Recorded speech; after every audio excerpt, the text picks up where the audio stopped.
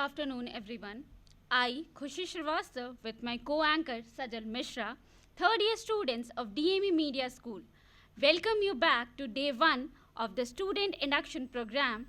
Now we come to the most exciting part of SIP 2023, which is interaction with Mr. Akhilesh Anand, anchor ABP News. Before that, we would take a moment and introduce DME and SIP to our guests and those who have joined late.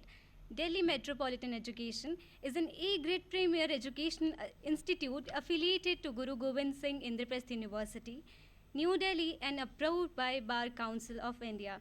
DME Media School is one of the most promising media institutes in the country. It offers BA in journalism and mass communication.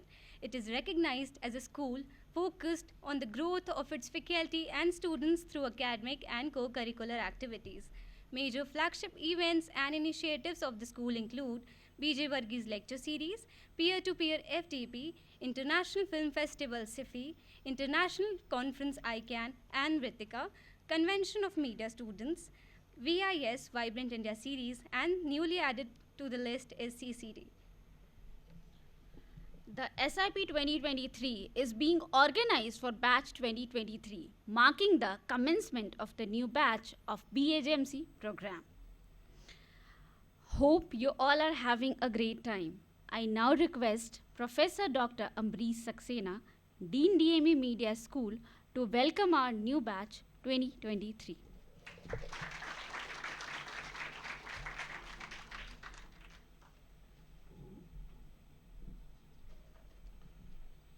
So, welcome everybody to this induction cum orientation program of the new batch 2023. Every year this day comes and we welcome the students who join the DME family. And today we are starting this first day because orientation and induction program goes into several days every year. This time in the first phase we have planned it for 2 days, today and tomorrow. And today we are glad that a very eminent personality, Mr. Akhilesh Anand, is with us. And we are lucky that way since our industry interface is very, very strong. Every year there are prominent people coming from the media industry who join the induction program, and otherwise also whatever we are doing throughout the year, right from film festival to the ICANN conference and all, and also very recently on India attaining independence, 75 years of India's independence.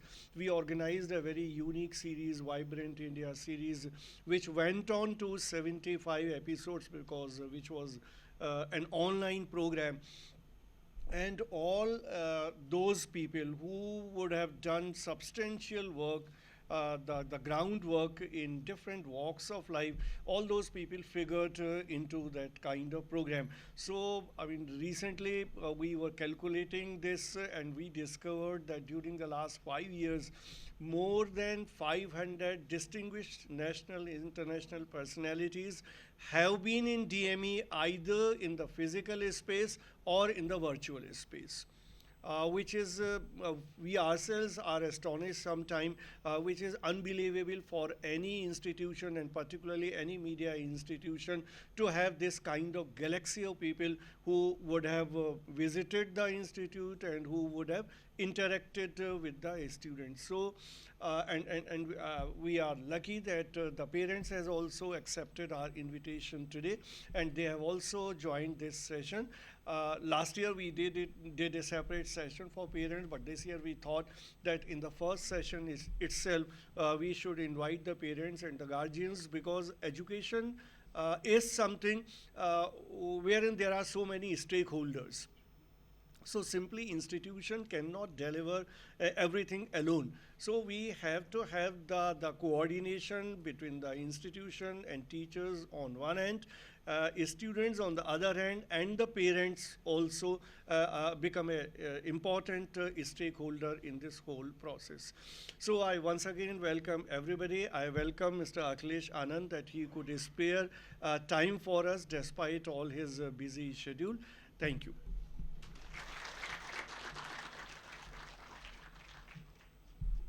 Thank you, sir. I now invite Professor Dr. Ravikant Swami, Director of DME, to say a few words for our new batch.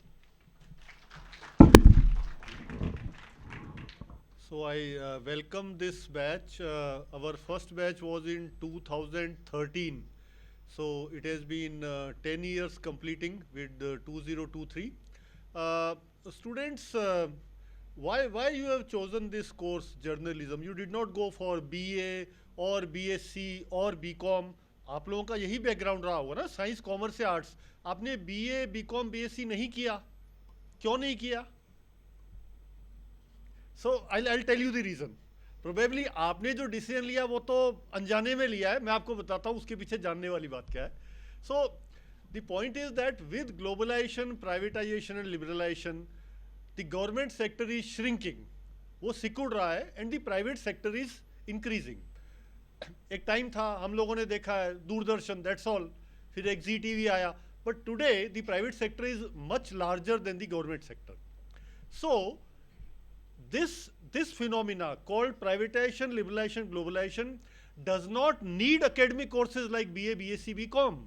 Rather, we need professional courses like BA, JMC. So that is probably the reason आप लोगों ने BA, JMC चुना और आपने वो चीज़ें नहीं चुनी जिनका मैंने अभी नाम लिया था. नाउ आज आपका बहुत बहुत स्वागत है. 3 साल की यात्रा शुरू हो रही है. अब इस यात्रा में क्या होने वाला है वो मैं आपको बहुत ही संक्षेप में बताऊंगा. बहुत इंपॉर्टेंट गेस्ट है हमारे. हमको we should not try to steal time in between. तो during these 3 years 6 semesters internship होगी, क्लासरूम में जाओगे. ये सारा प्रोसेस क्या है? 3 चीज़ों पे हम आपके वर्क करेंगे. One is the knowledge part, second is the skill part and third is the attitude part. Knowledge के लिए we have library, we have your teachers. I can tell you आपके teachers they are very well qualified. इन्हीं के पढ़ाए हुए बच्चे आज बहुत अच्छा काम कर रहे हैं मार्केट में, हम देखते हैं. सो knowledge is part one. Skill, yes, during this journey, अभी जैसा अमरीश सर ने बताया, मैं तो खुद कह सकता हूँ पिछले 6 साल में मैंने इतना सीखा है जर्नलिज्म से.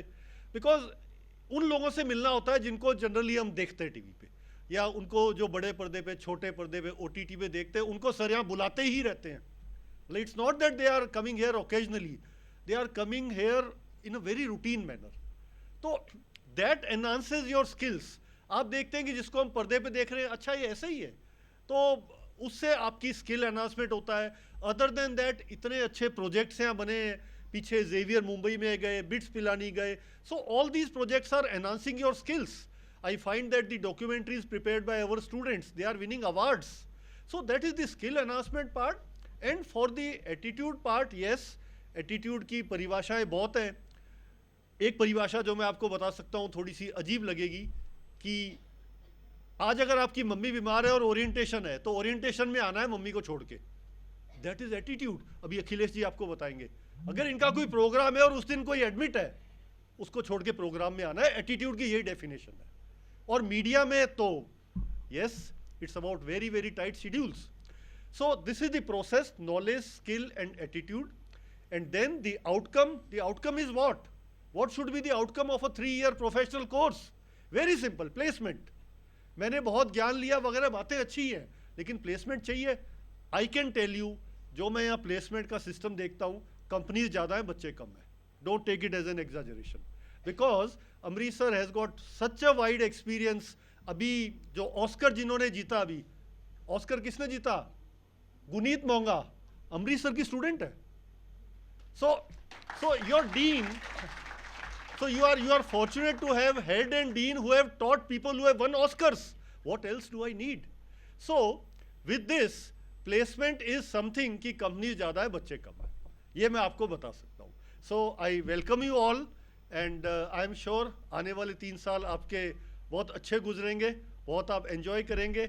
अखिलेश सर जैसे व्यक्तित्व आपसे मिलते रहेंगे, लगातार मिलते रहेंगे। Thank you.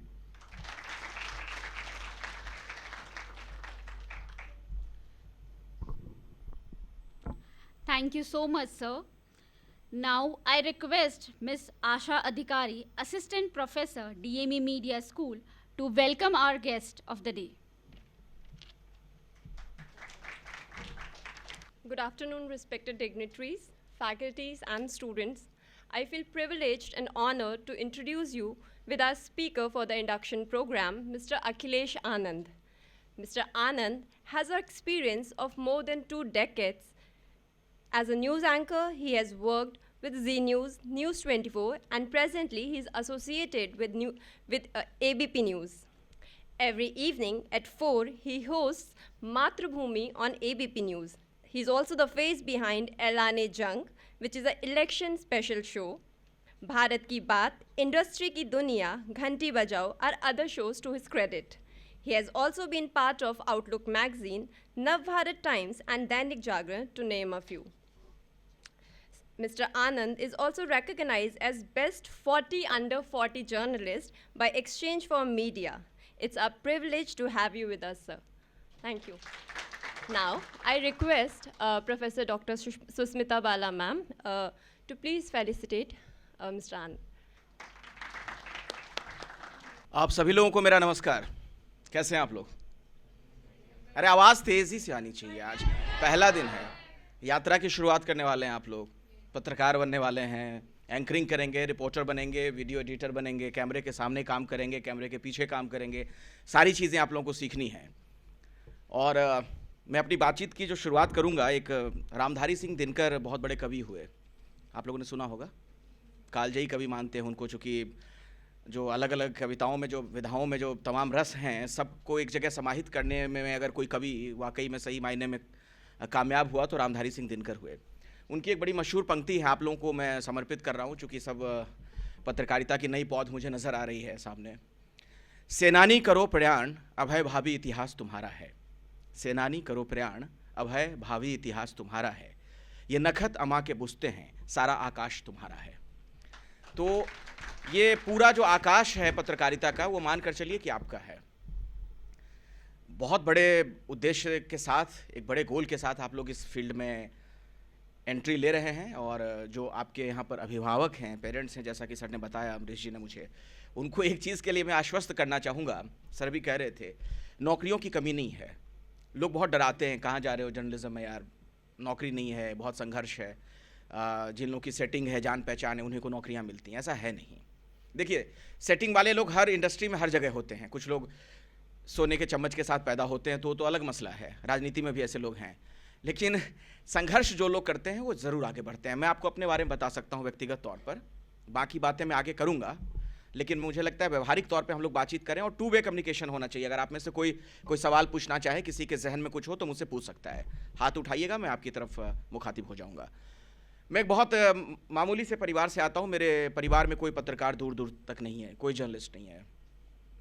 हम लोगों ने एक समय ऐसा भी घर में देखा, जब मेरी माता जी जब खाना बनाने गई चूल्हे पर, तो उस दिन कुछ व्यवस्था नहीं थी, तो सूखे पत्तों को उसमें डालकर जलाकर चूल्हा जलाया गया। उसके बाद उस पर खाना बना। लेकिन मैंने कभी भी अपने आप को उस वजह से छोटा नहीं समझा। बहुत एक मामूली जगह से आया मैं। 18-19 साल से पत्रकारिता कर रहा हूँ और आज मैं ABP news, national news channel में प्राइम टाइम का फेस हूँ। मैं 6 PM शो करता हूँ, 8 PM शो करता हूँ, 8:30 PM शो करता हूँ, 10 PM शो करता हूँ, 4 PM शो भी करता हूँ, जिसमें घंटी बजाओ बहुत मशहूर शो है, आपने उसका नाम भी सुना होगा। उसकी एंकरिंग करता हूँ। कौन बनेगा मुख्यमंत्री, कौन बनेगा प्रधानमंत्री, ये सब बहुत होस्ट कर चुका हूँ। पूरा हिंदुस्तान लगभग घूम चुका हूँ। उत्तर प्रदेश, बिहार वगैरह तो घूम ही चुका हूँ कई मौक़ों पर, कई इंटरव्यूज़ किए। अपना उदाहरण इसलिए मैं दे रहा हूँ आपको, क्योंकि आप लोगों में से कईयों को लगेगा कि हमारी तो कोई जान पहचान है नहीं। अगर हम पढ़ाई कर भी लेते हैं, कल को नौकरी कहाँ मिलेगी? इधर उधर घूमना पड़ेगा, कोई जान पहचान निकालनी पड़ेगी। तो जान पहचान यूँ ही निकल आती है। आप जब किसी से मिलने जाएंगे, थोड़ी सी बातचीत हो जाएगी, आपके यहाँ पे टीचर्स बैठे हुए हैं, गुरु हैं, इन लोगों की जान पहचान है, इनकी जान पहचान का फ़ायदा उठाइए और इस तरीके से किसी ना किसी से जुड़ जाइएगा। ये मैं ज़रूर मानता हूँ इस बात को कि जो प्राइवेट सेक्टर है, इसमें नौकरियों का कोई विज्ञापन नहीं आता। कि कहीं पे अखबार में पब्लिश हुआ कि भाई इतनी वैकेंसी है, आप आइए और अप्लाई करिए। 2, 4, 5, 7, 8 कहीं कहीं नौकरियां आती हैं, तो उसके लिए जान पहचान की ज़रूरत ये इसलिए होती है क्योंकि अगर आप जानेंगे तभी तो वहाँ पे जाएंगे अप्लाई करने के लिए, है ना, मसला ये है। लेकिन आज भी मैं तो कई जो हमारे यहाँ बच्चे आते हैं, जो सिलेक्शन होता है उस बोर्ड का मैं भी मेंबर हूँ, सदस्य हूँ, मैं भी रहता हूँ वहाँ पे, जो बच्चों को हायरिंग हम लोग उनकी करते हैं। अच्छे बच्चे अभी भी नहीं मिलते हैं, लिखने वाले बढ़िया, बोलने वाले बढ़िया। करना तो सबको सब कुछ है, लेकिन उसकी तैयारी नहीं होती है। तो उस तैयारी के लिए क्या करना है आपको 3 सालों में? मेरे ख्याल से फर्स्ट ईयर के आप स्टूडेंट हैं, तो अगले 3 साल अभी आपको पढ़ाई करनी है। खूब समाज को समझिए, सोसाइटी को। एक अच्छा जर्नलिस्ट वही होता है जो समाज को समझेगा, व्यक्ति को समझेगा। वो कैसे होगा? वो होगा किताबों से, वो व्हाट्सएप से नहीं होगा। आप अगर मोबाइल में, इंस्टाग्राम में रील बनाकर सोचेंगे या व्हाट्सएप पर जो जानकारी आती है उसके आधार पर, तो वो होगा नहीं।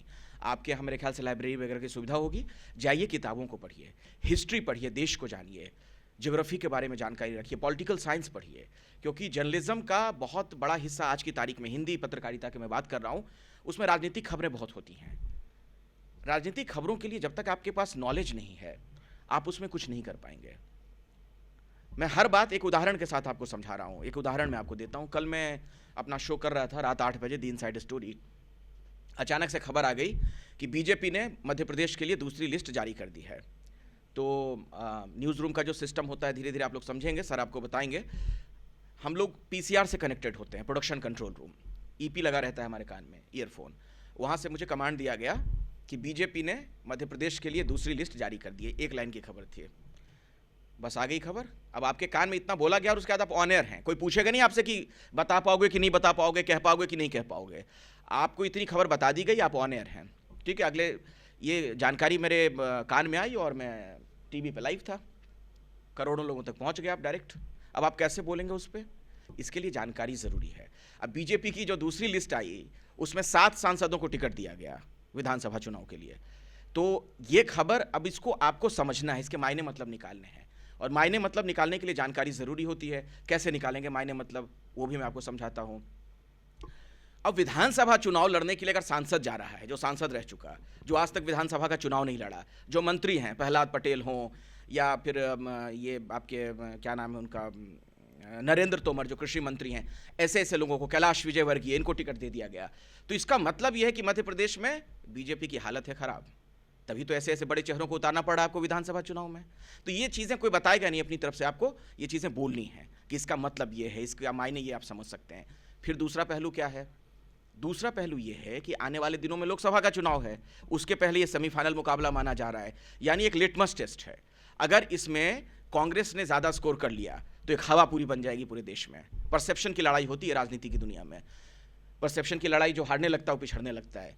तो वो आपको बताना है कि लोकसभा चुनाव आने वाले दिनों में है, इसलिए आप समझिए बीजेपी गंभीरता से ले रही है इस चुनाव को, क्योंकि अगर हार गए तो ये दिक्कत हो सकती है, फलाना ढिमकाना, इस तरह की चीज़ें। फिर क्या आप बोलेंगे? अब इसमें एक बड़ी खबर और क्या छिपी हुई है। अब ये सारी चीज़ें उसमें छिपी हुई हैं कैसे? क्योंकि आप पढ़ते आ रहे हैं, आपका अपना एक बैकग्राउंड है, सारी खबरों को देखते पढ़ते आ रहे हैं, इसलिए आप ये चीज़ें बोल पा रहे हैं। जो मैं बोल रहा हूँ आपको, ये चीज़ें कल मैं ऑन एयर बोल चुका हूँ, जो आपसे मैं अभी इस वक्त कह रहा हूँ। कैलाश विजयवर्गीय, आप लोगों ने नाम शायद सुना हो, धीरे धीरे आप लोग समझेंगे, चूंकि अभी तो नए हैं आप सब। कि कैलाश विजयवर्गीय मध्य प्रदेश से आते हैं, बड़े नेता हैं, इंदौर के हैं। और कैलाश विजयवर्गीय अगर विधानसभा चुनाव लड़ रहे हैं, जो कि जनरल सेक्रेटरी हैं भारतीय जनता पार्टी के, तो उसका एक सीधे तौर पर मतलब ये है कि एक तो ये है कि भारतीय जनता पार्टी बहुत गंभीरता से इस चुनाव को ले रही है। दूसरी बात, कहीं ऐसा तो नहीं कैलाश विजयवर्गीय को सेट कर दिया गया, साइडलाइन करने के लिए उनको आपने विधानसभा के चुनाव में उतार दिया। एक आप ये लाइन बोल सकते हैं इस पर कि कहीं इसका ये मतलब तो नहीं। दूसरी लाइन, दूसरा पहलू, शिवराज जो हैं वहाँ के मुख्यमंत्री हैं, शिवराज सिंह चौहान, उन्हें तो नहीं सेट कर दिया गया, क्योंकि कैलाश विजयवर्गीय अगर विधानसभा चुनाव लड़के जीत कर आते हैं और सरकार बनती है तो मुख्यमंत्री पद के दावेदार हो जाएंगे। वहाँ के धाकड़ नेता हैं, वो बड़े नेता हैं। तो ये सारी चीज़ें तभी आप बोल पाएंगे, कर पाएंगे, जब आप पढ़ते लिखते रहेंगे चीज़ों को। और ये जो यात्रा है, ये एक दिन की यात्रा है नहीं। मतलब ये चीज़ें आप सोचेंगे कि जैसे हम एग्जाम में जाते हैं ना, 2-4 दिन पहले कुछ ज़्यादा हमने पढ़ाई कर ली तो कम से कम पास तो हो जाएंगे, नहीं। आपको लगातार पढ़ना है, अखबारों को पढ़ना शुरू करो, न्यूज़पेपर्स आप लोग पढ़ते होंगे मेरे ख्याल से, या बस आपने बोल दिया? बहुत ईमानदारी से पढ़ाई करिए और अखबार तो बहुत पढ़िए, न्यूज़ चैनल्स भी देखा करिए, क्योंकि अल्टीमेटली आपके लिए बुक वही है, किताब वही है। अभी आपको सारी चीज़ें बताई जाएंगी। आप लोग बहुत लकी हैं कि आपके लिए ऐसा इंफ्रास्ट्रक्चर है यहाँ पर। हम लोग को नहीं मिला, फिर भी हमने चीज़ें सीखी। लेकिन आपके लिए देखिए इतना बढ़िया, मेरे ख्याल से स्टूडियो है आपका ये, हाँ तो स्टूडियो है, आपके सामने ये सारे कैमरे, अच्छे कैमरे हैं सब जो मुझे दिख रहे हैं, जो ऑन एयर चीज़ें जो जाती हैं लगभग ऐसे ही कैमरे होते हैं, ठीक है। तो वो उन चीज़ों को आप समझिए और सीखिए इन चीज़ों को, क्योंकि आने वाले दिनों में तकनीक बहुत महत्वपूर्ण हो जाएगा। अब तो एआई है, आपने देखा होगा 1-2 चैनलों ने एंकर भी लॉन्च कर दिया है, आर्टिफिशियल इंटेलिजेंस वाले जो होते हैं। हमारे यहाँ भी उसकी तैयारी चल रही है, हमारे यहाँ भी उस पर काम हो रहा है। हाँ, तो आपको उससे भी निपटना है, आपकी लड़ाई और कठिन है।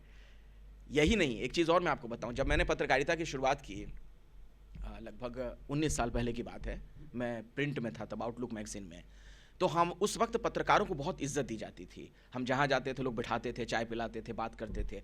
वो चीज़ बहुत कम हो गई है अब।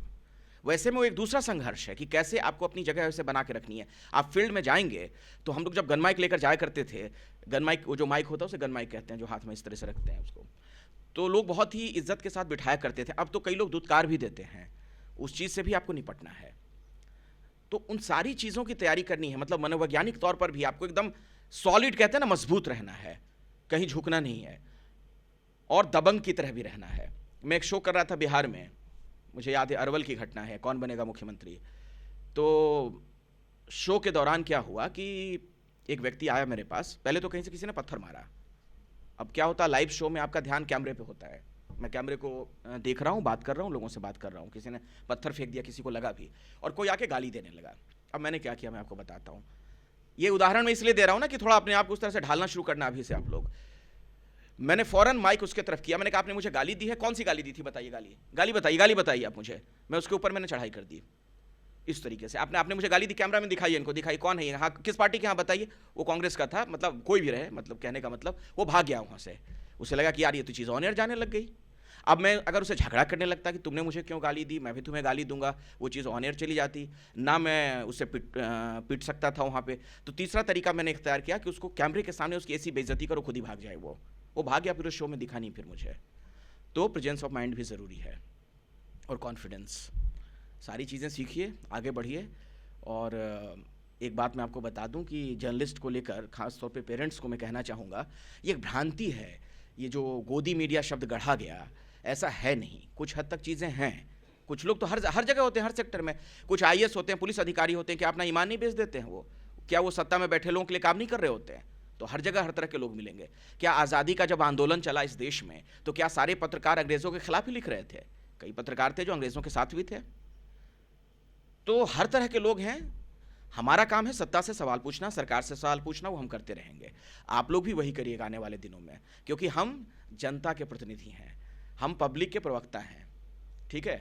सरकारों से सवाल पूछना हमारा काम है, और ऐसा बहुत लोग करते हैं, बहुत ईमानदारी से काम करते हैं। पता नहीं, मैंने पिछली बार भी शायद मैं मुखातिब हुआ था कुछ बच्चों से, 2-3 साल पहले की बात है, तो ये बात बताई थी कि नहीं। एक स्टोरी मैंने की थी हरियाणा में, रेवाड़ी की स्टोरी, मुझे बार बार वो चीज़ याद आती है। धारूहेड़ा एक जगह है, वहाँ पर एक मजदूर था जो कि एक ढाबे पे काम करता था, खाना परोसने का काम जो करते हैं लोग। तो उस गांव के जो दबंग थे, सर्दियों की शाम थी, उन्होंने शराब वराब पी ली, और उसके बाद वहाँ पर अलाव के ऊपर एक लकड़ी बांधकर उस व्यक्ति को बांध दिया, ताकि वो तड़पेगा तो उन्हें मज़ा आएगा। कुछ होते हैं सैडिस्ट किस्म के लोग होते हैं।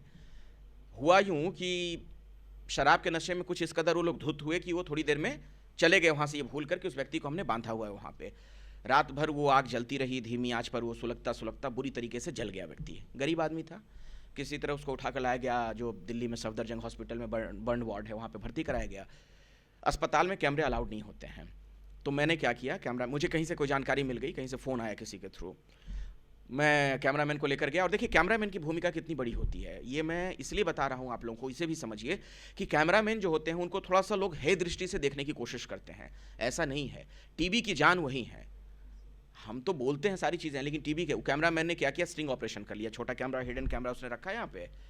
अब मुझे ध्यान नहीं है, पुरानी घटना, ये शायद पेन के अंदर, कलम के अंदर शायद वो कैमरा था। वो लेकर गया और हमने उस व्यक्ति से बातचीत की कि तुम्हारे साथ किसने ऐसा किया, किसने जलाया, सारी बातें उसने बताई। और उसके बाद 2-3 दिनों के बाद वो व्यक्ति मर गया, उसकी मृत्यु हो गई। अब वो उसका डाइंग डिक्लेरेशन हमारे पास था, हमारे पास फ़ोन आने शुरू हुए, पता चल गया लोगों को, बड़े लोग थे, चैनल के मालिकों की तरफ से भी फ़ोन आया 1-2 जगहों से। हालांकि मैं इस मामले में लकी हूँ कि मेरे जो उस वक्त के संपादक थे बड़े ईमानदार किस्म के आदमी थे, वो झुके नहीं इस पर। तो वो स्टोरी हमने चलाई, उसका इम्पैक्ट ये हुआ कि जिन लोगों ने इस करतूत को अंजाम दिया था उन्हें उम्र कैद की सज़ा मिली, आज भी जेल में है, वो जेल की सलाखों के पीछे हैं। तो ऐसे कई लोग हैं मेरी तरह, जो मतलब मैंने उदाहरण आपको इसलिए दिया कि ऐसे कई लोग हैं जिनके बारे में लोगों को नहीं पता होता क्या कर रहे हैं, लेकिन बहुत ईमानदारी से काम कर रहे हैं। तो आपके नज़ीर वो होने चाहिए, है ना। बाकी आपके जहन में कोई सवाल है तो पूछिए, मेरे ख्याल से 2 वे कम्युनिकेशन हो तो बेहतर है, बोलिए। हाँ, बहुत होते हैं सोर्सेज, बहुत गलत होते हैं और कई जगह पे होते हैं। अभी अनंतनाग में जो घटना घटी, जहाँ पर आतंकियों ने मार दिया हमारे कुछ सेना के अधिकारियों को, आपको पता है ना क्यों घटना हुई? अगर आप लोगों ने पढ़ा होगा, सोर्स ने गलत जानकारी दी, उसने डबल क्रॉस किया था। इन्फॉर्मर्स हर जगह होते हैं, उन लोगों के भी होते हैं, हमारे भी होते हैं, जो हमें जानकारी देते हैं, हम उनको गुप्त रखते हैं। आप देखते हैं सूत्रों के हवाले से खबर है, और ये सूत्र बताने के लिए हमें कोई नहीं बाध्य कर सकता है। सिर्फ और सिर्फ अदालत अगर कहेगी तो हम बता सकते हैं, वरना कोई हमें बाध्य नहीं कर सकता। इसके लिए कौन है सोर्स, आप बताओ। ये अधिकार हमें दिया गया है संविधान के तहत। तो सोर्स कई बार करते हैं, गेम करते हैं। जैसे कि वो वाली घटना घटी थी अनंतनाग वाली, तो उसमें क्या किया, जो इन्फॉर्मर था उसने इधर तो बता दिया, आर्मी वालों को जानकारी दी कि वहाँ पे आतंकवादी छिपे हुए हैं पहाड़ में, यहाँ पे फलाना ढिमकाना, लेकिन उसने आतंकवादियों को बता दिया कि इधर पलटनपुरी आ रही है, फौज वाले आ रहे हैं। तो उन्होंने कोई बहुत ही सुरक्षित ठिकाना ढूंढा ऊंचे स्थल से और गोलियां चलाई, जिसमें बहुत नुकसान हम लोग को हुआ। तो ऐसे कई सोर्स गलत हो, लेकिन हम उनको क्रॉस चेक करते हैं। अब एक सोर्स तो हमारे पास है नहीं, आप लंबे वक्त तक काम कर लेते हैं, कई सोर्स होते हैं। किसी ने कोई जानकारी दी, हम उसको डबल चेक करेंगे, किसी और से बात करेंगे और घटना स्थल पर जाएंगे। सबसे बड़ी बात यह है कि ग्राउंड जीरो पर आप खुद जाइए और तहकीकात कीजिए, उसकी हकीकत क्या है समझिए। सिर्फ सोर्स ने कह दिया और हम खबर ऐसे नहीं चला देते हैं, चेक भी करते हैं। कुछ कहना चाह रही हैं आप? अच्छा, आप में से कोई कुछ पूछना चाहता हो तो पूछ सकता है मुझसे, एंकरिंग को लेकर, रिपोर्टिंग को लेकर, किसी भी चीज़ के बारे में।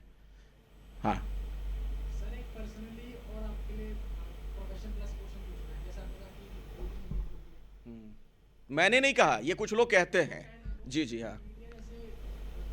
थर्ड पिलर है कॉन्स्टिट्यूशन का, तो इसे खंड के मतलब ऐसा क्यों किया जा रहा है? आपने कहा कि लोग नहीं मानते, और सर अगर अब पॉपुलेशन का फैक्टर का होगा ना, नंबर हाँ। मेरे हिसाब से ग्राउंड लेवल पे मीडिया वर्क नहीं है। नहीं, आपकी जो बात है कुछ हद तक सही है कि ये चीज़ें डिटोरिएट हुई हैं गुजरते समय के साथ। आज भी सीधे लोगों के पास जाके जो खबरें ली जाती थीं थोड़ी कम ली जा रही हैं, लेकिन बहुत सारे काम अभी भी बहुत अच्छे होते हैं। और जो आप कह रहे हो ना, मैं नाम किसी का नहीं लूँगा, यहाँ पे चीज़ें थोड़ी विवादित हो जाती हैं, लेकिन ये सब दुकानदारी है, आपको बता रहा हूँ मैं। दरअसल क्या है कि जब समाचार पे विचार हावी हो जाए तब ये दिक्कत शुरू होती है। समाचार क्या है? हमने कोई घटना देखी, उसके बारे में आपको बता दिया कि ऐसे ऐसे है। विचार क्या है? हम समाचार आपको नहीं बताएंगे, अपने व्यूज़ बता देंगे आपको। तो कुछ लोग हैं जो अलग अलग, उनकी अलग अलग दुकानें हैं, शोरूम हैं, हर तरह का ब्रांड बेचने वाले लोग हैं, तो वो अपने हिसाब से अपने व्यूज़ बताते हैं। और ये बड़ा आसान होता है, इसमें मेहनत नहीं लगती है।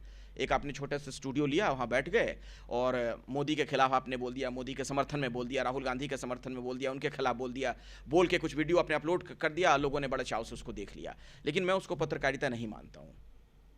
वो विचारों का प्रवाह है, समाचार नहीं है वो।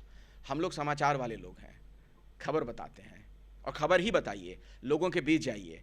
बहुत सारी स्टोरी, अब मैं तो आपको बता सकता हूँ व्यक्तिगत तौर पे, मेरा जो शो है घंटी बजाओ, उसमें हम हर रोज़ सरकार और सिस्टम से सवाल पूछते हैं। जो जनता के मतलब की खबरें वही दिखाते हैं, पूरी पड़ताल करके। तो इन सब पे ध्यान आप मत दो, अभी फर्स्ट ईयर में आए हो, इन सब चीज़ों को भूल जाओ। पढ़ाई लिखाई पे बहुत ध्यान दो, अपने आप को तैयार करो आने वाली चुनौतियों के लिए। आने वाले समय में बहुत चुनौतियाँ मैं आपको बता रहा हूँ। AI वगैरह से तो दुनिया बदल जाएगी। जो आर्टिफिशियल इंटेलिजेंस है, आप सोच नहीं सकते हैं कहाँ तक उस पर काम हो रहा है, लेकिन आखिरकार उसको भी हम ही लोग तैयार करते हैं, इंसान ही बनाएगा, तैयार करेगा। तो इसलिए हमारी ज़रूरत कभी ख़त्म नहीं होने वाली है। जी बोलिए, और कुछ सवाल हो तो।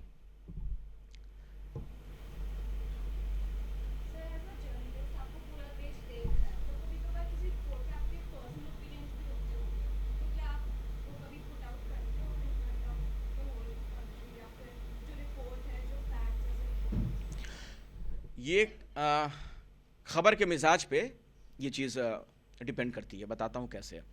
कोई भावुकता वाली खबर है, ठीक है, अगर मान लीजिए वही जो मैं उदाहरण थोड़ी देर पहले दे रहा था कि हमारे आर्मी के कोई जवान शहीद हो गए, कोई अधिकारी, अब उनके घर से हम लाइव टेलीकास्ट कर रहे हैं, उनकी माताजी रो रही हैं, पत्नी रो रही हैं, बच्चे रो रहे हैं, अनाथ हो गए, वहाँ पर आपके व्यक्तिगत विचार आ सकते हैं, आप भावुक भी हो सकते हैं। अगर आपको रोना आ रहा है तो रो सकते हैं, कोई दिक्कत नहीं है।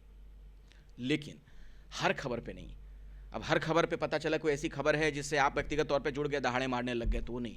आपको बहुत ही संजीदगी के साथ रहना है और तटस्थ रहना है। आप पर कोई भी खबर आपको इम्पैक्ट ना कर पाए, क्योंकि कई बार ऐसा होता है कि आप फील्ड में रिपोर्टिंग के लिए, मान लो बम ब्लास्ट हो गया कहीं पे, आप चले गए वहाँ पे, आपको दिख गई डेड बॉडी ऐसी है जो वहाँ पर फैली हुई, चारों तरफ खून है, लोथड़े पड़े हुए हैं मांस के। अब आप वहाँ देखकर बेहोश हो गए तो आप तो रिपोर्ट नहीं कर पाएंगे। तो उस तरीके से भी खुद को तैयार करना पड़ता है ना।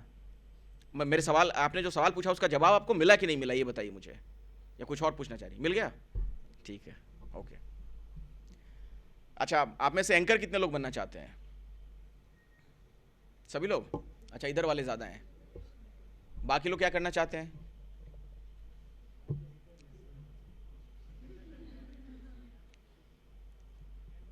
कैमरा करना चाहते हैं बच्चे? अच्छा, प्रोडक्शन में जाना चाहते हैं, ठीक है। एक बात मैं आपको बता देता हूं, दरअसल देखिए, एंकरिंग जो है वो एक तरीके से दुधारी तलवार पर चलने वाली बात होती है। बहुत खतरनाक इसलिए है क्योंकि अगर आपने कुछ गलत बोल दिया, कुछ गलत आपने किया, तो आपकी तो नौकरी जाएगी ही जाएगी, आपका जो चैनल उसको भी बंद करवा दीजिएगा आप लगे हाथ, नोटिस वोटिस भिजवा कर। ऐसा हुआ है पूर्व में। तो इसलिए एंकरिंग, जिन लोगों को एंकरिंग करनी है उनके लिए मैं बार बार कहता हूँ, खूब पढ़ाई लिखाई करो। एक तो आपको सीधे कोई चैनल एंकर बनाता नहीं है, पहले आप रिपोर्टिंग करेंगे या डेस्क पे काम करेंगे। मैंने भी डेस्क से ही करियर की शुरुआत की थी। डेस्क का मतलब लिखना पढ़ना, जो आप खबरें लिखते हैं और उसके बाद उसको आगे बढ़ाया जाता है। जो अच्छा लिखेगा वो अच्छा बोलेगा, बहुत साधारण सी बात है। तो पहले अच्छा लिखना सीखो, बोलना अपने आप आ जाएगा। भाषा पे पकड़ बनाइए, जिस भी भाषा में आप एंकरिंग करना चाहते हैं या रिपोर्टिंग करना चाहते हैं, हिंदी, इंग्लिश, किसी भी भाषा में, उस पर पकड़ इसलिए होनी चाहिए कि कई बार क्या होता है कि एक लाइन की खबर जब आती है तो आपके पास अगर पर्यायवाची शब्द नहीं होंगे एक ही उसके, तो आप उसको खींच नहीं सकेंगे चीज़ों को, आप फिर एक ही लाइन बार बार बोलने लगेंगे। ठीक है, अब आप यहाँ से निकल रहे हैं, आप गए चौराहे पे, आपने देखा आग लग गई है वहाँ पर, ठीक है, आप वहाँ से लाइव रिपोर्टिंग कर रहे हैं या आप एंकरिंग स्टूडियो से कर रहे हैं, दिखा रहे हैं, आप यही तो नहीं बोलते रहोगे, देखिए यहाँ पे आग लग गई है, आग लग गई है, आग लग गई है, ऐसा तो नहीं बोलते रहेंगे। और आपको कोई जानकारी मिल नहीं रही है क्योंकि रिपोर्टर आपके साथ पैच हुआ नहीं, तो आपके पास कुछ अलग अलग शब्द होने चाहिए, तब आप उसको बोल सकते हैं। ये देखिए, धू धू कर जलती हुई आग आप देख रही हैं, यहाँ पर ये मकान में आग लग गई है, यहाँ पर लोग फंसे हो सकते हैं, आसमान में उठता काला धुआं आप देख सकते हैं, धुएं का गुबार देख सकते हैं। तो ये चीज़ें जो बनाई जाती हैं ना, 10-20 लाइनें अलग से बोली जाती हैं, वो तब होता है जब आपके पास शब्द भंडार हो, और वो पढ़ने से ही आएगा। लिखना पढ़ना ये बहुत ज़रूरी है। बार बार मैं कह रहा हूँ, इसको ध्यान से सुनिए जो मैं कहना चाह रहा हूँ। ये मतलब सूत्र वाक्य है। और आज भी मैं फिर से कहता हूँ आपसे, जो लोग प्रोडक्ट उसमें जाना चाहते हैं, डेस्क वगैरह पे काम करने के लिए, अच्छे लिखने वालों की बहुत कमी है। एक आध तो हमारी इंडस्ट्री में ऐसे प्रोड्यूसर हैं जो बढ़िया लिखते हैं, वो हर दूसरे तीसरे महीने नौकरी छोड़ देते हैं और किसी बड़े चैनल में फिर उसे हायर कर लिया जाता है उन्हें। आप लोगों को अगर मौका मिले, निखिल जी को बुलाइए, निखिल दुबे, जानते होंगे सर उन्हें, बड़े बड़े शोज़ उन्होंने बनाए, घंटी बजाओ शो भी उन्हीं का कॉन्सेप्ट था, आजकल मेरे ख्याल से इंडिया टीवी में है। वो एक ऐसे प्रोड्यूसर हैं चूँकि बहुत बढ़िया लिखते हैं, शानदार, मतलब उनके लिखे हुए शब्दों को आप सुनेंगे तो रोमांचित हो जाएंगे। वो आदमी मतलब नौकरी की परवाह ही नहीं करता है, थोड़ा सा भी ऊपर नीचे हुआ या उसको लगा कि नहीं यार मज़ा नहीं आ रहा है या पैसा कम मिल रहा है, नौकरी छोड़ देगा, और उसको दूसरे दिन नौकरी मिल जाती है कहीं पर। तो अपने आप को इस तरीके से तैयार करिए। मेरी तरफ से तो इतनी बात है फिलहाल, फिर कभी मुलाकात होगी तो और बातें करेंगे, बाकी कुछ कोई और पूछना चाहता हो तो पूछ लीजिए। हाँ, अपॉर्चुनिटीज ग्रैब करने के लिए कॉन्फिडेंस कैसे, एज अ फ्रेशर कि when you get the opportunity so you don't have the confidence कि you know you should say and speak, so how to grab that confidence? हाँ, कॉन्फिडेंस बिल्कुल आपके institute में भी ये चीज़ें आपको सिखाई जाएंगी। देखिए, बहुत सारी चीज़ें हैं। एक तो आपको भाषा कैसे ठीक करनी है और अपने अंदर आत्मविश्वास कैसे लाना है। अब जैसे मैं माइक से अभी बोल रहा हूँ तो मुझे पता है इसी स्केल पे बोलने से काम चल जाएगा, लेकिन अगर ये माइक हटा दोगे तब भी मैं वहाँ तक अपनी बात पहुँचा दूंगा क्लियर, ठीक है, वो आवाज़ में दम है। वो चीज़ें कैसे आएंगी, कॉन्फिडेंस और वो दोनों चीज़ें एक दूसरे से जुड़ी हुई हैं। वो उसके लिए आप लोग स्ट्रीट प्लेस वगैरह करिए यहाँ पे, ठीक है, उसमें आपके वॉइस मॉड्यूलेशन पे काम होगा। हाँ, मेरे ख्याल से आप लोगों के कोर्स का हिस्सा होगा ये। हाँ, नाटक है ना, स्ट्रीट प्लेस करो, स्टेज वाले जो थिएटर्स होते हैं वो करो। मैंने बहुत किया अपने कॉलेज में, मैं ड्रामेटिक सोसाइटी का प्रेसिडेंट भी था, और पारसी थिएटर भी मैंने किया है, स्ट्रीट प्लेस भी किए हैं, लंबे लंबे जेस्चर वाले जो होते हैं वो सारा किया है। वो आप लोग भी करो, उससे आपकी बोलने की जो वो चीज़ है ना, मतलब स्किल्स जो हैं वो बहुत ज़्यादा डेवलप हो जाएंगी धीरे धीरे, और भाषा पे अच्छी पकड़ हो जाएगी। वाक्य विन्यास जो कहते हैं, सेंटेंस कॉन्फ़िगरेशन, वो भी बेहतर होगा उससे। कॉन्फिडेंस आ जाएगा, अपने आप आ जाएगा। आप जब यहाँ स्टेज पे खड़े होकर 50 लोगों 100 लोगों के बीच बोलोगे तो उसी से आत्मविश्वास आता है। हाँ हाँ, पढ़ने लिखने से बैकअप है आपके पास, ठीक है, और लोगों को फेस करने का जो कॉन्फिडेंस है, थिएटर वगैरह करने से बहुत फ़ायदा होता है। फर्स्ट ईयर में मैं भी जब आया तो मैं लोगों के बीच नहीं बोल पाता था। मुझे आज भी याद है, मैं क्लास 9th या 8th में था, मैं स्पीच देने गया किसी मौके पर, मैं बीच में ही भूल गया, मैं हट गया, वहाँ से चला गया। मुझे बड़ी बेइज्जती महसूस हुई क्योंकि मैं रट्टा मार के गया था। अब अपने दिमाग से बोलता हूँ, जो चीज़ दिमाग में आती है बताता हूँ। तो उसके लिए बैकअप में नॉलेज चाहिए, जैसे CPU होता है ना सिस्टम, तो उसमें आपके लिए सारे होने चाहिए नॉलेज वगैरह, और बॉडी लैंग्वेज पे काम करना है, ठीक है, ताकि कॉन्फिडेंट दिखें भी। वो सब थिएटर से ही चीज़ें आएंगी। थिएटर वगैरह होता है मेरे ख्याल से, जर्नलिज्म का हिस्सा होता है। थिएटर करवाएंगे आप लोगों को ये लोग, उससे भी बहुत कुछ सीखोगे। स्ट्रीट प्लेस ज़रूर करना, हाँ, है ना। स्ट्रीट प्लेस में क्या होगा, आप लोगों के बीच जाएंगे, पब्लिक के बीच जाएंगे, और सारी शर्म हया भूल जाएंगे वहाँ पे जाके आप। जी।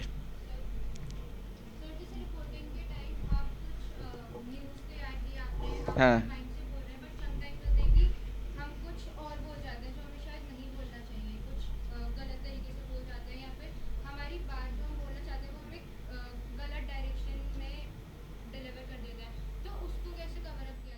आप माफ़ी मांग सकते हैं। दुनिया में एक जो शब्द है सॉरी, वो कई चीज़ों का इलाज है।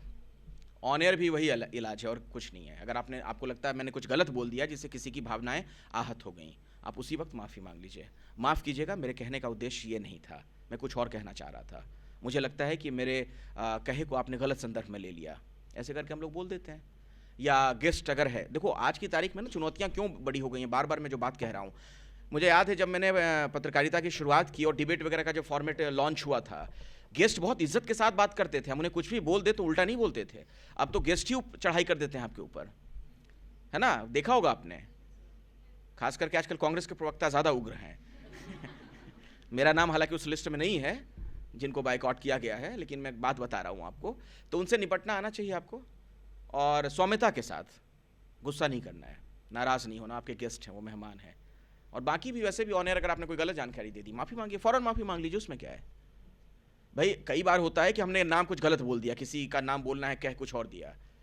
मैंने पता नहीं कोई ऐसी चीज़ थी, मैंने भी ये गलती एक बार की है, नाम गलत बोल दिया, क्योंकि EP में कई बार आपको आवाज़ साफ सुनाई नहीं पड़ती है। क्या है कि देखो, जो प्रोटोकॉल्स होते हैं उसका पालन यहाँ तक तो हम लोग कर लेते हैं जब तक इंस्टीट्यूट्स में हैं। PCR में जहाँ खबरों की आपाधापी होती है, खबर आ रही है, तुरंत कान में जाके एंकर के बताएगा और ये बताओ ये करो, उस वक्त कई चीज़ें हम सुन भी नहीं पाते हैं, अपने हिसाब से करना होता है। लिख के हमें कोई नहीं देता है टेलीप्रॉम्प्टर पे, वो ज़माना चला गया, भूल जाओ।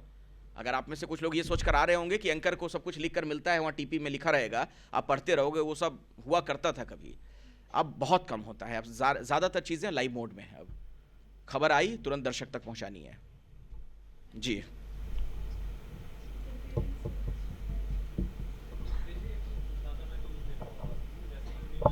हाँ,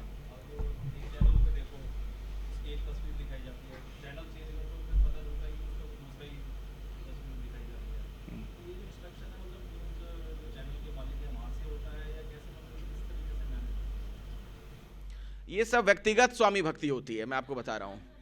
हाँ हाँ नहीं, देखिए पब्लिक कंफ्यूज नहीं होती, मैं आपको बताऊं। पहले तो आपकी बात को मैं काटना चाहूँगा बहुत ही शालीनता के साथ, क्योंकि पब्लिक बहुत समझदार है आज की तारीख में, और सोशल मीडिया ने उस भेद को ख़त्म करने का काम किया है। अब हम लोग डिपेंडेंट नहीं है कि TV चैनलों पे जो खबर आ रही है वहीं से हम खबर लेंगे। सोशल मीडिया पे सारी चीज़ें आ जाती है। हालांकि उसका नुकसान भी है, कई नुकसान ये है कि कई बार गलत बातें या उकसाऊ चीज़ें या विजुअल्स जो गलत हैं वो भी वो लोग दिखा देते हैं, वो हम नहीं दिखाते हैं क्योंकि हमारे लिए बहुत सारे रूल्स रेगुलेशंस हैं। लेकिन कुछ लोगों की वही वाली बात है कि मतलब अगर कहीं किसी की भक्ति है तो ठीक है। जनरली ऐसा होता नहीं। मैं आपको बताऊं, मैंने न्यूज़ 24 में काम किया, वो राजीव शुक्ला का चैनल, राजीव शुक्ला जी का नाम आप लोग जानते होंगे, कांग्रेसी हैं। लेकिन आज तक मेरे ईयरफोन में कभी किसी ने आके नहीं बोला कि राहुल गांधी के खिलाफ कुछ नहीं बोलना है या सोनिया गांधी के खिलाफ कुछ नहीं बोलना है। अब मैं ABP न्यूज़ में काम कर रहा हूँ, आज तक किसी ने नहीं बोला कि आप इनके लिए नहीं बोलिए, उनके लिए नहीं बोलिए। या जी न्यूज़ में भी जब मैंने काम किया, सुभाष चंद्रा जी का चैनल है, 2010 से 12-13 तक मैं वहाँ पे, कभी वहाँ भी मुझे किसी ने नहीं बोला। अब बहुत बड़े लेवल पर कहीं कोई खबरों को लेकर घालमेल हो जाए तो उसका मुझे नहीं पता। हम लोगों तक वो बात उस तरह से डायरेक्ट नहीं आती है कि एक एक चीज़ में आके कोई कान में आपके बोल रहा है कि ये बोलना है, ये नहीं बोलना है। अब गाली गलौज तो आप नहीं कर देंगे, ऑब्वियस सी चीज़ है, किसी को भी सम्मान से ही उसकी बातों को रखेंगे। और सबसे बड़ी चीज़ क्या होती है ना, लीगल जो पहलू है उसका ध्यान रखना पड़ता है। कुछ ऐसा ना बोल दें कर दें ताकि केस मुकदमा हो जाए, क्योंकि अब लोग डराने की कोशिश बहुत करते हैं।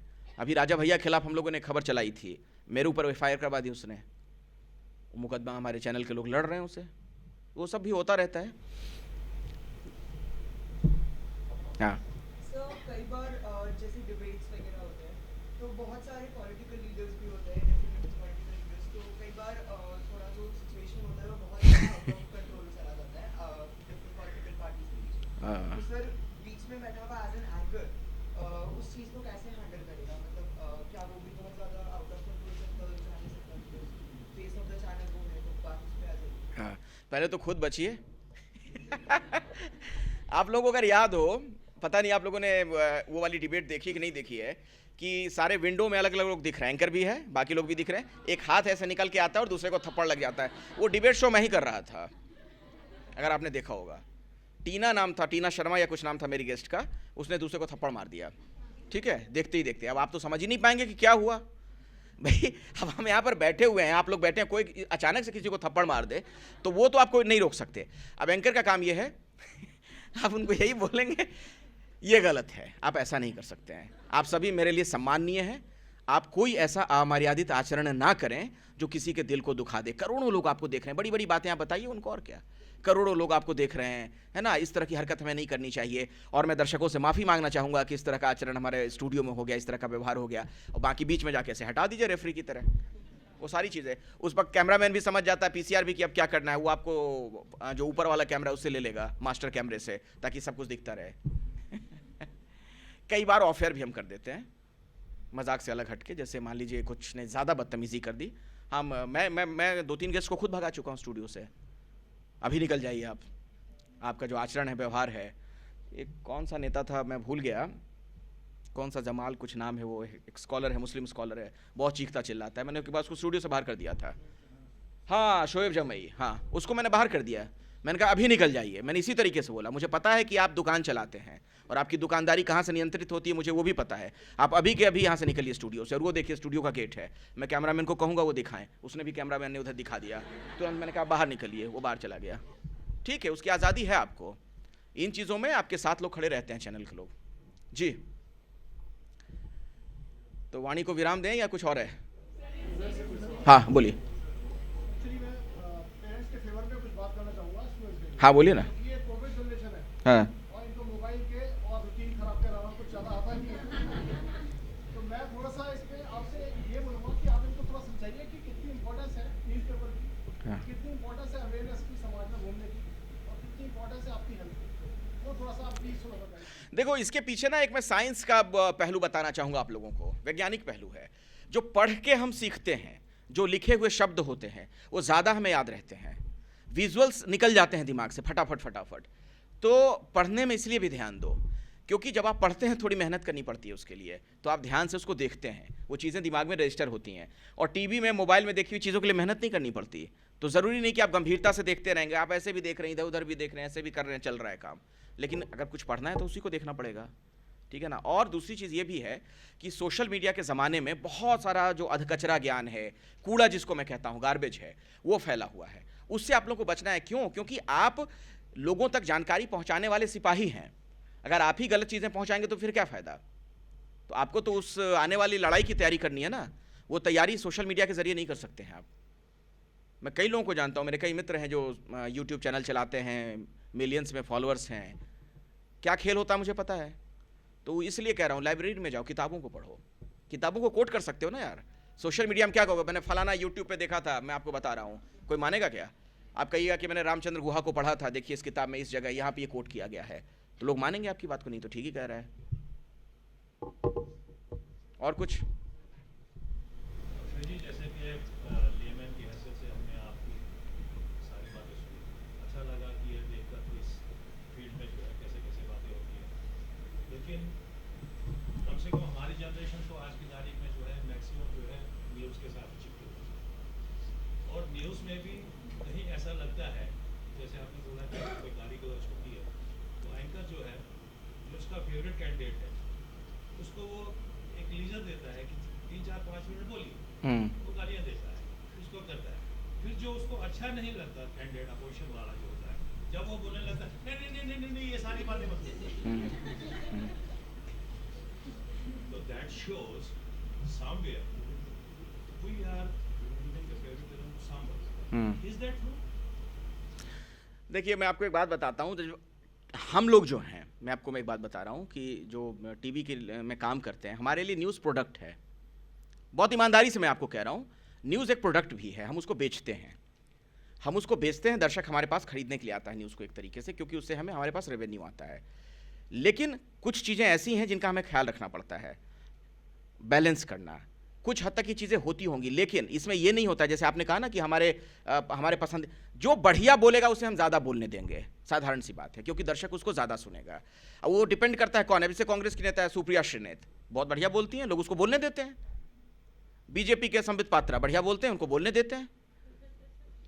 कहने का मतलब जिसकी बातें रोचक लगें दर्शकों को, ये होता है। अब ऐसा नहीं होता है। अब देखिए मैं एक बात बताऊं, मैं एंकर हूं, सब एंकर ही हैं, मालिक को 2-4 एंकर हैं जो उनको छोड़ दीजिए, उनकी बात मैं नहीं कर रहा हूं। ये नहीं हो सकता ना मैं कि 2-4 लोगों को अपने फेवर के लोगों को बुला के बिठा लूं डेली स्टूडियो में, नहीं आप ही बोलते रहिएगा, ऐसा होता नहीं है। जो इंटरेस्टिंग तरीके से बात को रखे और जिसकी वजह से दर्शक हमारे पास आए, उसका भी ख्याल रखना पड़ता है, लेकिन गाली गलौज की कीमत पर नहीं, वो नहीं होने देते हैं, क्योंकि उसके लिए और एजेंसीज बनी हुई है ना, तमाम संस्थाएं जो हम पे नज़र रखती हैं। अगर ऐसा ज़्यादा होगा तो फिर केस मुकदमा भी होता है, कई लोगों को कोर्ट के चक्कर लगाने पड़ते हैं। बी जैसी संस्था भी है जहाँ पर खिंचाई होती है, हम लोगों की बुलाया जाता है, हमारे जो बड़े लोग हैं, एडिटर्स हैं, उसके मेंबर होते हैं सब। और सबसे पहली बात जो आपने कही थी, पहली लाइन क्या कहा था आपने कि हमारी जनरेशन, तो ये हम लोग के लिए बहुत बड़ी चुनौती है कि आप ही की जनरेशन हमारे लिए क्यों मतलब प्रोडक्ट है ले रही है, ये यहाँ तक खबर क्यों नहीं पहुँचा पा रहे हैं हम। ये है चुनौती जिससे हम लोग जूझ रहे हैं कि लोगों तक यूथ तक कैसे पहुँचें। खबरों के मायने दरअसल बदल गए हैं, हम लोग अभी भी पॉलिटिकल खबरों में फंसे हुए हैं। तो आप लोग तो दिलचस्पी लेते हैं, ये लोग नहीं लेते हैं, तो इनके लिए हम बदलने की कोशिश कर रहे हैं, पूरी इंडस्ट्री बदलने की कोशिश कर रही है। जी हाँ, ये तो आपकी बात सही है, मोबाइल एक बहुत बड़ी चुनौती है। हाँ, देखिए मोबाइल के फ़ायदे भी हैं, मोबाइल ने जीवन को बहुत सरल भी बनाया है।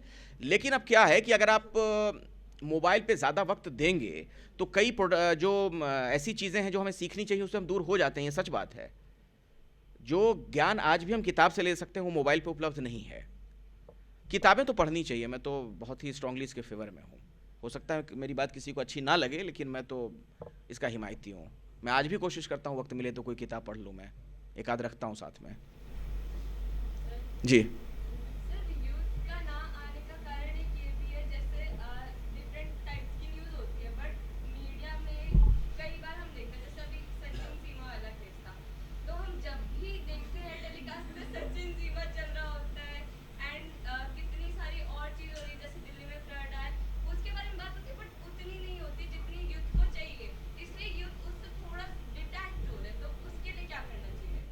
किसको क्या करना चाहिए? हमें? हाँ, आपको मैं एक बहुत अच्छा उदाहरण देता हूँ, बताता हूँ। दिक्कत क्या है हम लोगों के साथ कि हम सभी लोग कहते कुछ हैं, करते कुछ हैं। हम बातें बड़ी बड़ी करते हैं कि खबर हमें सही दिखाई है तभी हम देखेंगे, लेकिन हम नहीं देखते हैं। जहाँ सही खबर दिखाई जाती है दर्शक वहाँ नहीं जाता है। हाँ, आप देखती होंगी, आप अलग हैं क्राउड से, लेकिन ज़्यादातर अगर ऐसा ना हुआ होता तो अच्छे अच्छे चैनलों की हालत नहीं ख़राब हो गई होती। और रिपब्लिक जैसे या और भी चैनल जहाँ पे थोड़ा सा आक्रामक ढंग से खबरें दिखाई जाती हैं, सुपरहिट नहीं हुए होते। लोग देखते हैं तभी तो। दिक्कत ये है, बोलते कुछ हैं कि हमें लड़ाई नहीं पसंद है, झगड़ा नहीं पसंद है, डिबेट में ये ना हो, वो ना शालीनता से बात हो। देखते नहीं है वो। मज़ा वहीं आता है जहाँ चटकारे लेके वो देख सकें और थोड़ा सा लगे कि कुछ होने वाला है, मसाला है। मैं एग्जाम्पल दे रहा हूँ, मैं न्यूज़ 24 में जब था तो हम लोगों ने एक शो शुरू किया था वहाँ पे, नौकरी 24 करके। यूथ को ही ध्यान में रख के किया, पता नहीं आप उस वक्त उस दौरान थे कि नहीं। नौकरी 24 आधे घंटे का शो था जिसमें कि हम जॉब के बारे में ही पूरी जानकारी दिया करते थे आधे घंटे तक। लेकिन उसकी टीआरपी इतनी ख़राब आने लगी कि धीरे धीरे हमें उस शो बंद करना पड़ गया। जबकि सारी यूथ की जानकारी की चीज़ें होती थी, नौकरियों के बारे में या कुछ अच्छी चीज़ है, कुछ नॉलेज की चीज़ें हम बताया करते थे। कुछ नहीं होता है। अब जो घंटी बजाओ मेरा शो है उसकी टीआरपी बहुत कम आती है। मैं आपको बता रहा हूँ, शो बहुत बढ़िया है, हर रोज़ हम सरकार और सिस्टम से सवाल पूछते हैं, लेकिन हमारे लिए चुनौती है वो तो एबीपी न्यूज़ है जो कि चला रहा है 10 बजे, रात 10 बजे उस शो को। कोई और चैनल बंद कर चुका होता अब तक, क्योंकि टीआरपी नहीं आ रही है, लोग नहीं देख रहे हैं उसको। क्योंकि हम बोलते तो हैं, बड़ी बड़ी बातें करते हैं, लेकिन हम व्यवहार में वैसा अपने आप को नहीं ढाल पाते हैं। आज भी दर्शकों के साथ ही बहुत बड़ी दिक्कत है। जी धन्यवाद। कुछ और भी है? हाँ बोलिए।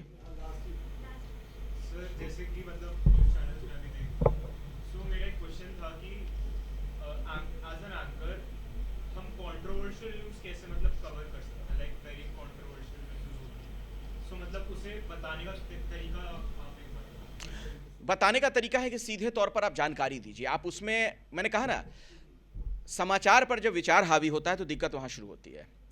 आप सीधे खबर बताइए। जो जैसे कंट्रोवर्शियल क्या है आपके लिए, आप मुझे अगर एक आध उदाहरण दीजिए तो मैं आपको अभी बता दूं आपके सामने, मैं एंकरिंग ही कर देता हूं। हाँ, मतलब कुछ लोगों को लगता है कि जैसे ये टमाटर के रेट थोड़े महंगे हुए थे, हाँ, सो मतलब कुछ लोगों को लगता है सही हुआ और कुछ लोगों को लगता है नहीं, ये तो खैर बहुत ही खाटी खबर है कि टमाटर का रेट महंगा हो जाए, उसमें कंट्रोवर्सी नहीं है। उसमें क्या है, वो तो जनता से जुड़ी खबर है। अगर टमाटर सब्जियों के दाम बढ़ गए हैं तो आप सरकार से सवाल पूछिए कि आप तो बड़ी बड़ी बातें करते थे, आप कहते थे कि यहाँ का टमाटर वहाँ पहुँचा देंगे, वहाँ का सामान वहाँ पहुँचा देंगे, वहाँ का वहाँ फिर कमी नहीं होने देंगे, कहाँ क्यों नहीं कर पा रहे हैं आप? पूछिए, कोई दिक्कत नहीं है। कंट्रोवर्सी जो आप कहना चाह रहे हैं, मैं जहाँ तक समझ पाया हूँ, अगर शाहरुख खान का बेटा जो है आर्यन, वो जो पकड़ा गया था, तो वो कंट्रोवर्शियल खबर उसको आप कह सकते हैं कि उसके कई पहलू थे। तो उसका एक सबसे महत्वपूर्ण पहलू ये था कि अगर वो नाबालिग है, उस तरह से क्या हम उसकी खबर दिखानी चाहिए थी, क्योंकि उससे उसके आने वाले जीवन पर प्रभाव पड़ता है। तो उसमें आपको करना ये है, पहली चीज़ तो ये कि आप एम्प्लॉई हैं, अगर आप काम करते हैं न्यूज़ चैनल में तो आप तय कर लीजिए कि आपको एम्प्लॉय के तौर पे काम करना है या नहीं करना है। अगर करना है तो जो खबर आ रही हो तो बताएंगे आप, नहीं करना है तो आप इस्तीफा दे दीजिए। पहली चीज़ ये। दूसरी चीज़, बताते वक्त सिर्फ इन्फॉर्मेशन आप बताइए, अब उलझिए मत चीज़ों में।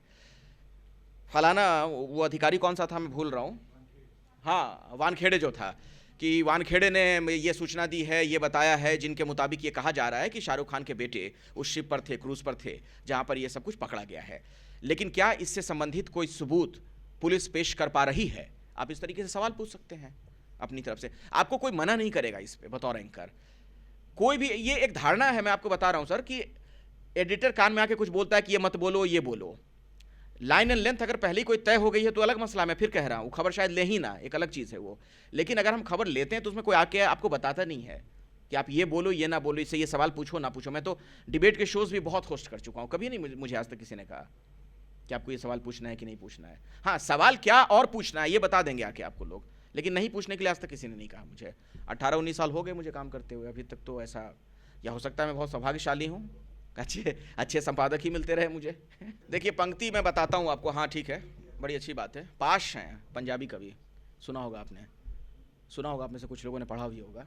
उनकी एक बड़ी मशहूर पंक्ति है, सबसे खतरनाक होता है हमारे सपनों का मर जाना, सबसे खतरनाक होता है हमारे सपनों का मर जाना, ना होना तड़प का सब कुछ सहन कर जाना। पूरी जिंदगी इस तड़प को जिंदा रखना, अच्छे पत्रकार बने रहोगे। ठीक है, all the best.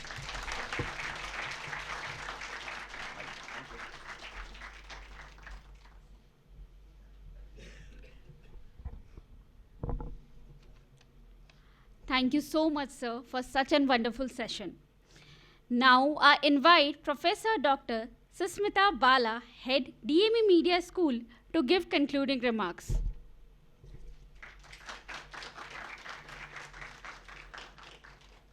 Thank you, Akhilesh ji, for such a wonderful session. मुझे लगता है जो सर ने जहाँ से स्टार्ट किया, दिनकर जी को कितने लोगों ने पढ़ा है? गुड, ठीक है, स्कूल में पढ़ा हुआ है। इट मीन्स क्या हुआ, सर ने स्टार्ट भी बहुत अच्छी पंक्तियों से किया और एंड भी बहुत अच्छी पंक्तियों से किया। इसका मतलब क्या हुआ कि हमें बहुत कुछ करना है ज़िंदगी में। तो जब ज़िंदगी में बहुत कुछ करना है, सर ने न्यूज़पेपर पढ़ने का बोला, सर ने कहा न्यूज़ चैनल देखो, सर ने कहा स्टडीज़ बहुत इम्पॉर्टेंट है। मैम ने बोला मोबाइल आप लोग बहुत यूज़ करते हो, मोबाइल यूज़ करो, लेकिन कितना और कहाँ यूज़ करना है ये इम्पॉर्टेंट है। ऑल द टाइम हम व्हाट्सएप पे हैं, मैसेज कर रहे हैं, फालतू के चीज़ें देख रहे हैं, तो मोबाइल का यूज़ सही डायरेक्शन में नहीं कर रहे हैं। लेकिन अगर सिर्फ इंफॉर्मेशन के लिए कर रहे हो, इमरजेंसी के लिए कर रहे हो, ठीक है, यहाँ कॉलेज में हो, लेट हो रहा है, प्रोडक्शन कर रहे हो, पेरेंट्स को इन्फॉर्म कर रहे हो, दैट्स फाइन। लेकिन ऑल द टाइम मोबाइल पे फालतू चीज़ें देखने से just wastage of your time.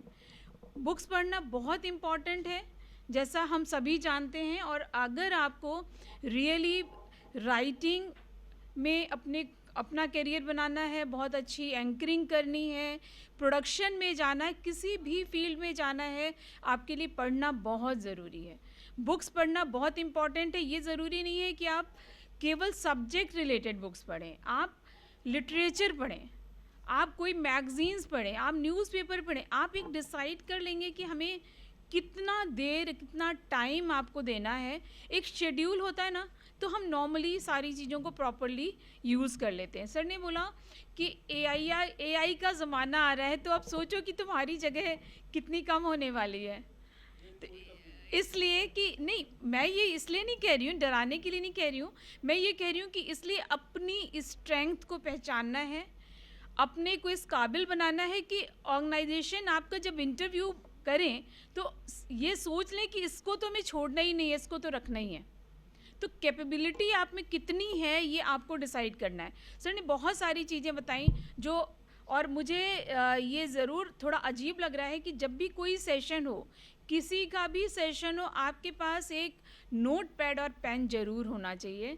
Good, कुछ स्टूडेंट्स के पास है, क्योंकि आप कुछ पॉइंट्स तो आपको लगता ही है कि हम नोट कर लें, वो आपके लिए वो कॉमनली यूज वर्ड होते हैं, कॉमनली यूज चीज़ें होती हैं, बट वो कहीं आपके जहन में आ जाती हैं, आपको लगता है कि ये हमारे लिए बहुत इम्पॉर्टेंट है, और उनसे आप पूरी स्क्रिप्ट बना सकते हैं, उनसे पूरी एंकरिंग की स्क्रिप्ट तैयार कर सकते हैं। तो आपने क्या करना है, अपने को प्रिपेयर करना है। आप इस सेशन में आ गए हैं, जर्नलिज्म मास कम्युनिकेशन का कोर्स ज्वाइन किया है, तो आपको बहुत कुछ सीखना है, बहुत कुछ करना है। So all the best and thank you Akhilesh ji for this nice session.